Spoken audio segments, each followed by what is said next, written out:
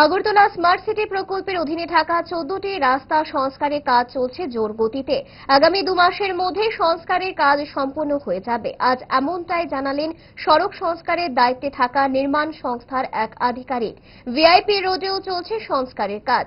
কেমন চলছে কাজ, কাজের গুণমান ঠিকঠাক আছে কিনা তা চাক্ষুষ করতে রাস্তায় নেমেছিলেন রাজ্য নগর উন্নয়ন দপ্তরের সচিব, আগরতলা স্মার্ট সিটি লিমিটেডের সিইও, স্মার্ট সিটি লিমিটেডের অ্যাসিস্ট্যান্ট ইঞ্জিনিয়ার রাহুল দাস সংবাদ মাধ্যমকে জানান।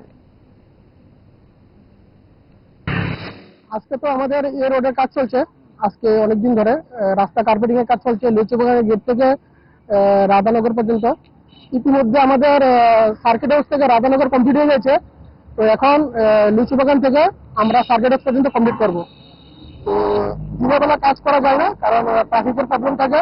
তো আমরা রাত্রিবেলায় কাজ করি। তো সেফটি রেগুলেশন মেনটেন করে কাজ করি। সাফিসিয়েন্ট লেবার আছে, আমরা কোয়ালিটি কন্ট্রোল চেক করছি। আমাদের জুনিয়র ইঞ্জিনিয়ার, কনস্ট্রাকশন টিম আছে, কন্ট্রাক্টরের ইঞ্জিনিয়ার আছে, সবাই আমরা সুপারভিশন করি।